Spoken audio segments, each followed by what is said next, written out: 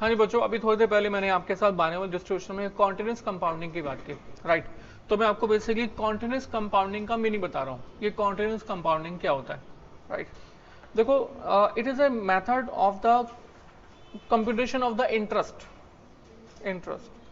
अगर मैं आपको कहता हूँ कि इंटरेस्ट कॉस्ट को आप आइडेंटिफाई करना चाहते हो, तो बच्चों इंटरेस्ट को आइडेंटिफाई करने के लिए हमारे पास बेसिकली 1 2 3 तीन मेथड्स होते हैं, राइट।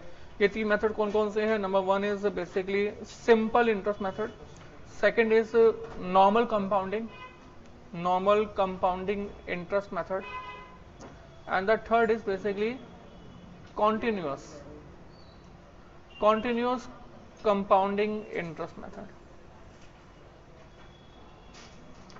ठीक है, simple interest method, compounding interest method and continuous compounding interest method, right. अभी सिंपल इंटरेस्ट मेथड क्या होता है, ध्यान दीजिएगा। सिंपल में क्या होता है कि मैंने कहा सर T0 पर आपके पास प्रिंसिपल है 1 लाख का, और 3 साल के बाद की वैल्यू आपको आइडेंटिफाई करनी है, जिसमें रेट जो है वो 10% है, 12% है, कुछ भी हो सकता है। तो बच्चों इसमें हम लोग क्या करते हैं कि फर्स्ट ईयर के एंड में इंटरेस्ट निकालते हैं। कैसे इंटरेस्ट निकालते हैं? P into R into T upon 100 करके, ठीक है। P is 1 lakh, R is 10% और T मतलब 1 ईयर, तो कितना हो जाएगा इंटरेस्ट? 10,000। अगर हमें फर्स्ट ईयर के एंड में अमाउंट आइडेंटिफाई करना होगा तो then it will be P plus I, है ना। तो ये P कितना होगा? 1 लाख, और इंटरेस्ट कितना होगा? 10,000, तो ये हो जाएगा 1.1 लाख। तो ये अमाउंट आ जाएगा। ये अमाउंट जो आ गया ये कौन से ईयर के एंड में आ गया? फर्स्ट ईयर के एंड में। अब मुझे सेकेंड ईयर के एंड में भी आइडेंटिफाई करना है, तो मैं फिर से इंटरेस्ट निकालूंगा। अब इंटरेस्ट के लिए फॉर्मूला वही यूज होगा, P into R into T upon 100। P 1 lakh, R 10% और टाइम पीरियड 1 ईयर, तो अभी फिर से कितना आ गया? 10,000। अब मुझे अमाउंट निकालना है, तो प्रिंसिपल तो वही रहेगा जो पहले था, प्लस इंटरेस्ट का जो अमाउंट होगा वो कौन से ईयर वाला आएगा? एक तो फर्स्ट ईयर वाला और एक सेकेंड ईयर वाला। या ऐसे कहो कि 1,10,000 का अमाउंट तो हम पहले आज लिख चुके थे, तो 1,10,000 के अंदर एक और 10,000 पे ऐड हो जाएंगे, तो कितना हो जाएगा? 1.2 लाख। और फिर से जब T3 की हम बात करेंगे तो इंटरेस्ट का मतलब हुआ फिर से सेम फॉर्मूला, फिर से एवरीथिंग इज सेम, और एवरीथिंग सेम मतलब इंटरेस्ट भी कितना? 10,000, तो अमाउंट भी कितना आ जाएगा? 1.2 लाख पहले से था और 10,000 पे ओवर ऐड हो गया, तो हो गया 1.3 लाख। ठीक है, तो बच्चों हमारे सिंपल इंटरेस्ट मेथड में क्या होता है? सिंपल इंटरेस्ट मेथड में प्रिंसिपल का अमाउंट हर ईयर में सेम होता है।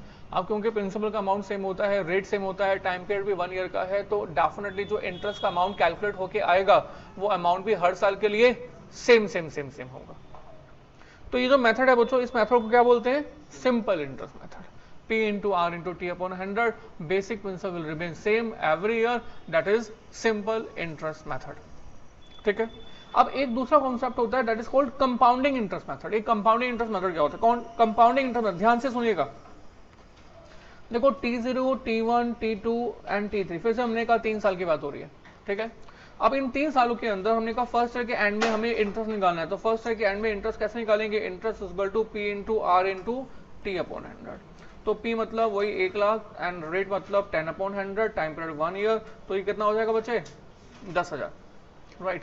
अब फर्स्ट ईयर के एंड में अमाउंट निकालेंगे, then it will be 1 lakh plus 10,000, तो आपको हो गया ये कितना आ गया? 1.1 लाख। अब बच्चों सेकेंड ईयर के अंदर हम दोबारा से इंटरेस्ट निकालेंगे, पर सर अब हम सेकेंड ईयर में जब इंटरेस्ट निकालेंगे फॉर्मूला तो हम सेम यूज करेंगे। फॉर्मूला क्या यूज करेंगे? P into R into T upon 100। But हम जो प्रिंसिपल यूज करेंगे ना, वो प्रिंसिपल 1 लाख का नहीं होगा जो स्टार्टिंग वाला था, 1 लाख का नहीं होगा। अब जो प्रिंसिपल होगा वो कितना होगा?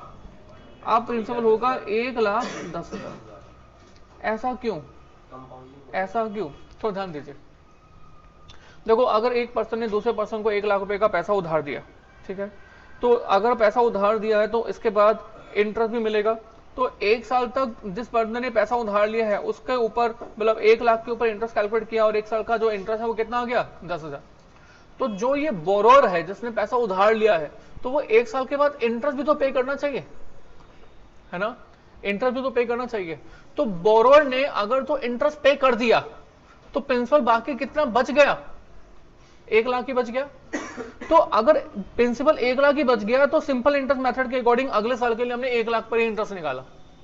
पर कंपाउंडिंग इंटरेस्ट मेथड में हम ये एज्यूम करते हैं, ये मानते हैं कि जो बोरोअर है जिसने पैसा उधार लिया हुआ है, उसने 1 साल के बाद भी इंटरेस्ट वापस रिपे नहीं किया। आई रिपीट, बोरोवर ने, जिसने भी पैसा उधार दिया हुआ है, उसको इंटरेस्ट वापस रिपे नहीं किया। अगर बोरोवर ने इंटरेस्ट वापस रिपे नहीं किया, इसका मतलब हुआ कि सेकेंड ईयर के अंदर, सेकेंड ईयर में हमारे बोरोवर ने 1 लाख रुपए का तो अमाउंट यूज किया ही था, साथ ही साथ ये जो 10,000 का अमाउंट ड्यू हो गया था जो बोरोवर ने वापस पे नहीं किया, ये अमाउंट भी हमारे बोरोवर ने यूज किया है। तो सेकेंड ईयर के अंदर जो हमारा बोरोवर इंटरेस्ट पे करेगा वो 1 लाख पे नहीं करेगा, बल्कि वो 1 लाख जमा 10,000 यानी कि 1,10,000 पे करेगा।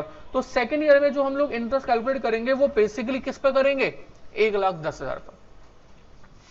सिंपल इंटरेस्ट में हम क्या मान रहे थे कि बोरोवर जो है हर साल के एंड में इंटरेस्ट का अमाउंट पे करता जा रहा है, और कंपाउंडेड इंटरेस्ट मेथड में हम क्या मान रहे हैं कि बोरोवर जो है वो इंटरेस्ट का अमाउंट हर साल के एंड में पे नहीं करता जा रहा है, इसलिए इंटरेस्ट का अमाउंट बेसिक प्रिंसिपल में ऐड होता जा रहा है। ठीक है, तो अब हमने कहा यहाँ पर जो अमाउंट बन गया है वो कितना बन गया है, 11,000। राइट, अब थर्ड ईयर के एंड में दोबारा से हम इंटरेस्ट की कैलकुलेशन करेंगे, इंटरेस्ट की कैलकुलेशन करेंगे P into R into T upon 100। जब ऐसा करेंगे तो बच्चों P बोले तो अब P कितना आएगा, सेकेंड ईयर के एंड में 11,000 पे और ड्यू हो गए, पर हम मान के चलेंगे बोरोवर जिसने पैसा उधार लिया हुआ है उसने 11,000 का इंटरेस्ट वापस रिपे दोबारा से नहीं किया। अगर वापस रिपे दोबारा से नहीं किया, इसका मतलब है कि थर्ड ईयर में बोरोवर ने कितना पैसा यूज किया है, 1,10,000 तो पहले से ड्यू था। राइट, 11,000 का अमाउंट और ड्यू हो गया, यानी कि थर्ड ईयर में बोरोवर ने कितना पैसा यूज किया है, यूटिलाइज किया है, 1,21,000, है ना। तो अब यहां पर जो इंटरेस्ट कैलकुलेट होगा वो किस पर होगा, 1,21,000 पर। मतलब यहां पर P यूज होगा 1.21 लाख इंटू आर, मतलब वही 10% टाइम पीरियड 1 ईयर, तो ये कितना आ जाएगा 12,100।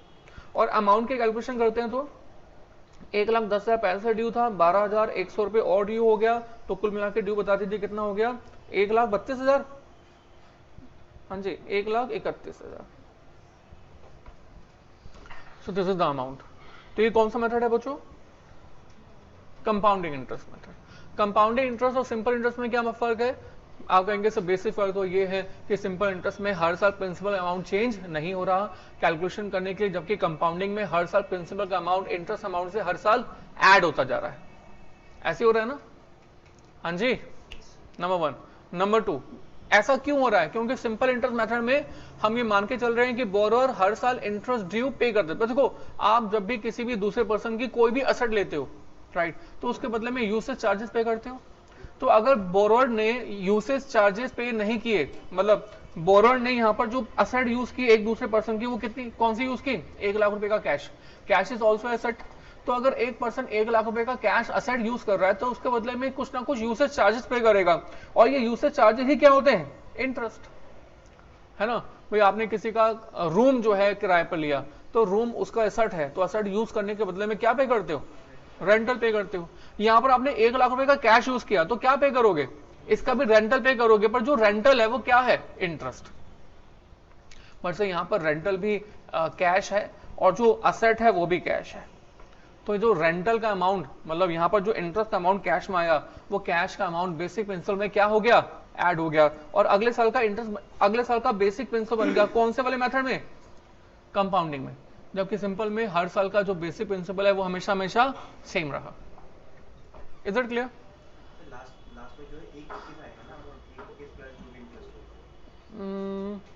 अच्छा, 1,21 आएगा, बिल्कुल ठीक है, 1,21 जमा 12,100। Yes, you are very correct.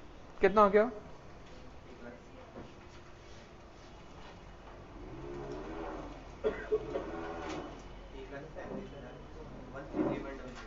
अच्छा जो भी कैलकुलेशन तो आप ठीक कर लेंगे। आप सही, ये कंपाउंडिंग की बात हमने आपके से की, वो तो ध्यान से सुनो। एक्चुअल में कॉन्टिन्यूस कंपाउंडिंग सिखाने के लिए ना कंपाउंडिंग सिखाना जरूरी है, इसलिए मैं आपको कंपाउंडिंग पहले सिखा रहा हूँ। राइट, कंपाउंडिंग अभी हम जो आपके साथ बात कर रहे थे ना, वो कंपाउंडिंग बेसिकली एनुअली था। राइट, अब उस एनुअली कंपाउंडिंग में ना आप जो है, नो डाउट, ये जो आपको बेसिक कैलकुलेशन बताई, ये सब तो ठीक है, ये तो आप, ये बेसिक कैलकुलेशन है, बट मैथमेटिशियन ने इस बेसिक कैलकुलेशन को इजी करने का एक रास्ता निकाल दिया। और मैथमेटिशियन ने इसके इजी करने का क्या रास्ता निकाल दिया, कहा A = P × 1 plus R power T. ठीक है, आपको कहोगे सर नहीं सर इससे जो आंसर आएगा वो डिफरेंट आएगा, let us check it out. आपके पास रेट ऑफ इंटरेस्ट कितना है? हाँ जी 10%, 10%, तो रेट ऑफ इंटरेस्ट 0.10, पावर का टाइम पीरियड कितना है? 3 साल, तो 1 लाख इंटू, अब ये जो नंबर है इसको आप कैलकुलेटर पे सॉल्व कर सकते हो। कैसे करोगे कैलकुलेटर पे सोल्व? 1.10 पावर 3 है, कैसे कैलकुलेटर पे सोल्व करोगे? 1.1 into equal to right. Calculator पे ये 3 नंबर प्रेस करोगे, अपने आप से इसका आंसर आ जाएगा।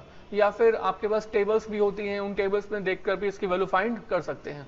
इसको हम बोलते क्या है? इसको बोलते हैं फ्यूचर वैल्यू फैक्टर। आई थिंक क्लियर? ठीक है ना? तो मुझे बता दो कितना आता है?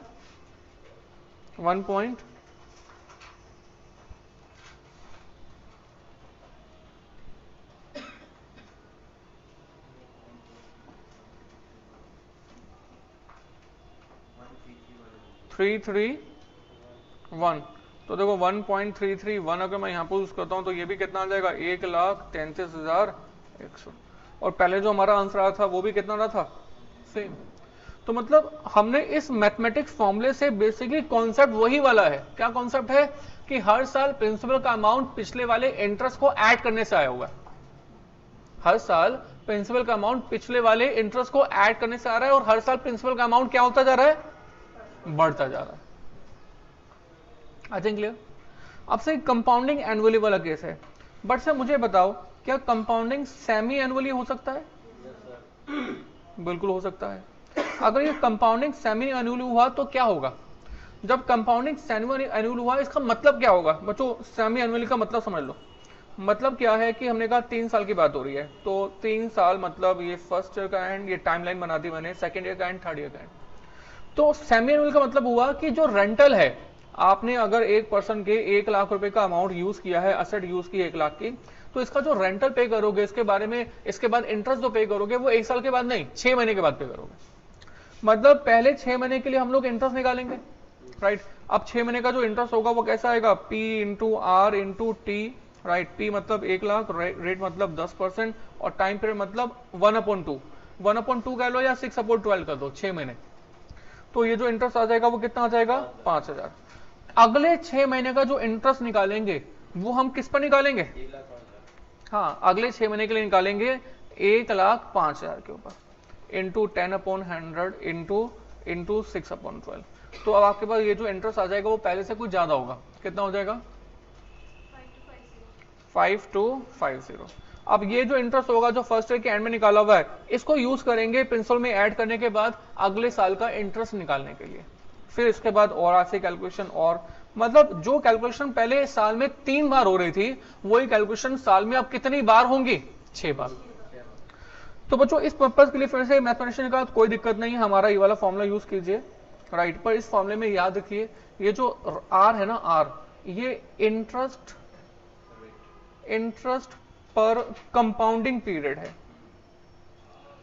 इंटरेस्ट पर कंपाउंडिंग पीरियड का मतलब ये हुआ कि यहां पर आर जो लिखेंगे वो एक कंपाउंडिंग पीरियड के लिए लिखेंगे। लाइक मैंने कहा 10% जो है पूरे साल के लिए, तो 6 महीने के लिए कंपाउंडिंग पीरियड जो कि कंपाउंड सेमी एनुअल का मतलब क्या हुआ? 6 महीने। तो 6 महीनों के लिए कंपाउंडिंग एनुअली के लिए, सॉरी 6 मंथ्स के लिए आपका जो रेट ऑफ इंटरेस्ट होगा वो कितना हो जाएगा? 0.10 डिवाइड बाय 2।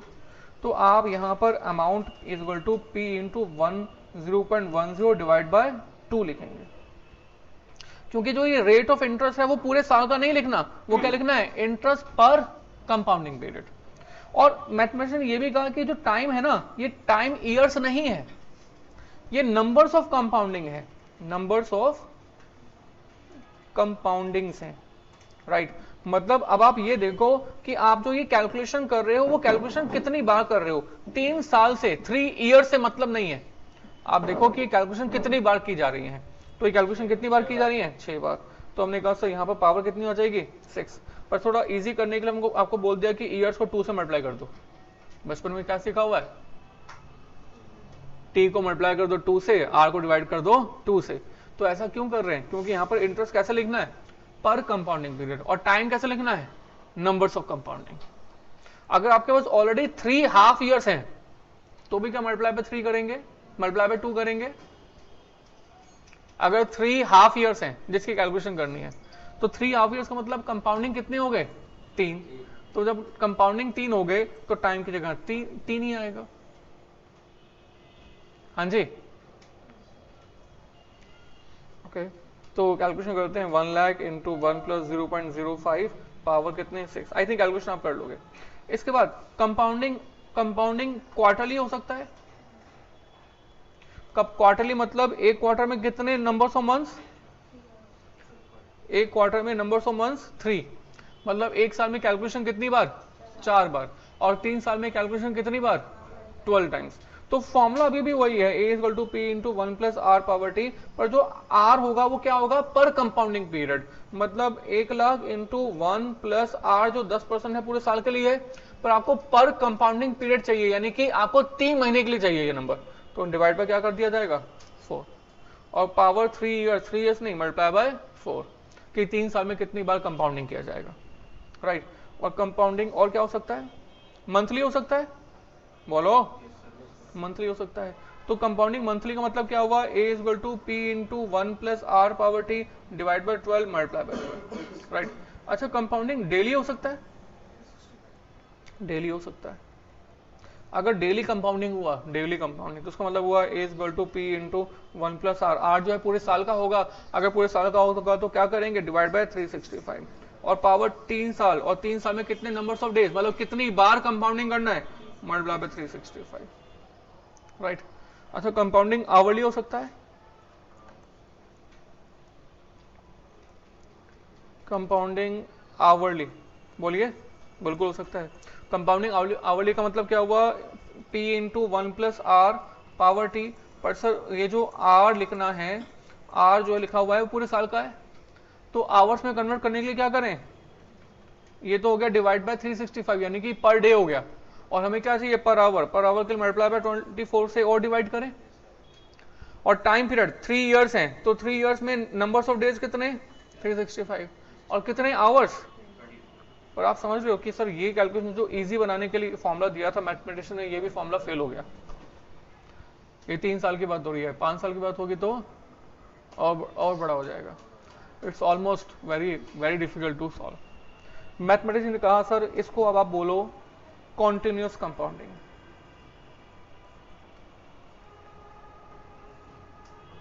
इसको क्या बोल देंगे बच्चों कॉन्टिन्यूस कंपाउंडिंग। और कॉन्टिन्यूस कंपाउंडिंग को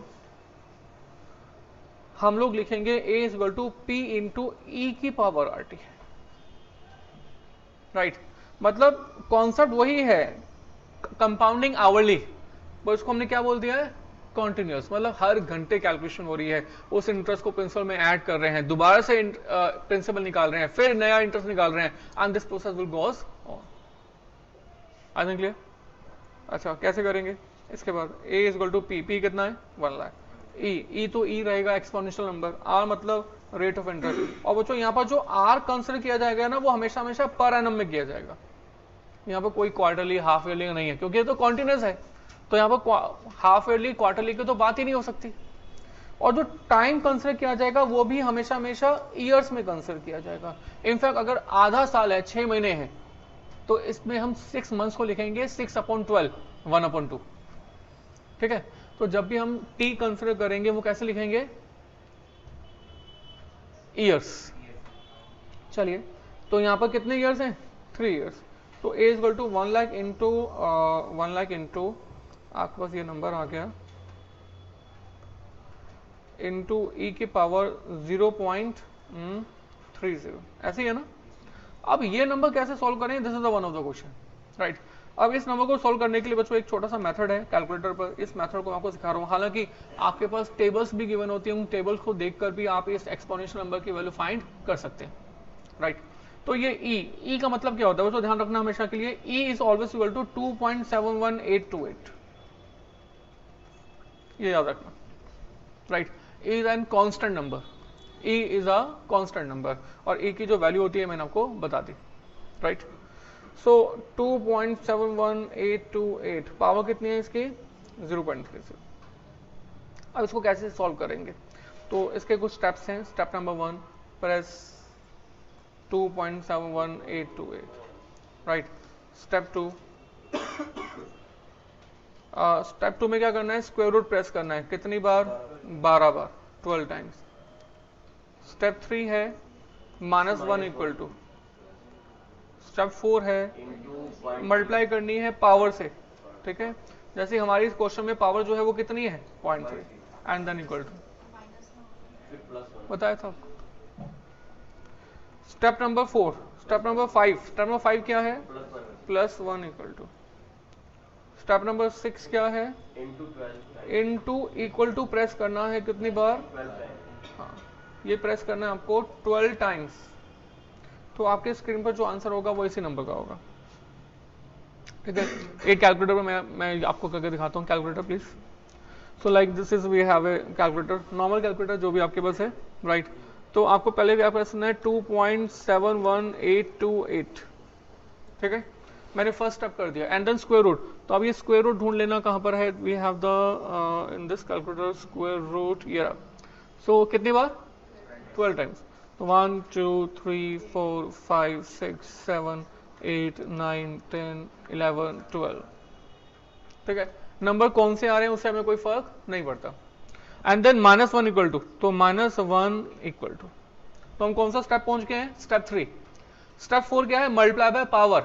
तो मल्टीप्लाई बाय पावर, पावर कितनी है, पावर है 0.3, ठीक है, इक्वल टू प्रेस कर दिया 0.3, राइट। अब हम कौन से स्टेप पे पहुंच गए हैं, स्टेप नंबर 4। स्टेप नंबर 4 के बाद स्टेप नंबर 5 क्या है, +1 इक्वल टू, ठीक है। +1 इक्वल टू मतलब कहां पहुंच गए, स्टेप नंबर 5 पर। And then multiply by equal to, so multiply by equal to 1 हो गया, 2 3 4 5 6 7 8 9 10 11 12, राइट। तो मेरे पास आ गया 1.34989, 1.34989, राइट। बच्चों बहुत बार ना बच्चे खो जाते हैं, किस में खो जाते हैं, मल्टीप्लाई करते हो, मतलब स्क्वायर रूट प्रेस करते हो, 12 बार प्रेस करना होता है, वो 13 बार 14 बार या 11 बार प्रेस कर देते हैं, तो सारी मिस्टेक हो जाती है। जैसे मल्टीप्लाई बाय इक्वल टू का जो साइन है वो 12 बार प्रेस करना है, आपको 11 बार प्रेस कर दोगे या 13 बार प्रेस कर दोगे तो मिस्टेक हो जाएगी, राइट। तो आपको एक एक स्टेप का याद रखना है, तो डेफिनेटली हो जाएगा 1.34989। सो 1 लाख इंटू 1.34989 हो गया, तो ये कितना आ जाएगा, 1,34,989। This is the amount. ये कौन से मेथड के अकॉर्डिंग हो गया, कॉन्टिन्यूस कंपाउंडिंग, जिसमें कि इंटरेस्ट हर आवर में कैलकुलेट हो रहा है, प्रिंसिपल में ऐड हो रहा है, उसके बाद दोबारा से कैलकुलेट हो रहा है, and this process will goes on, ठीक है। तो प्लीज कॉपी दिस।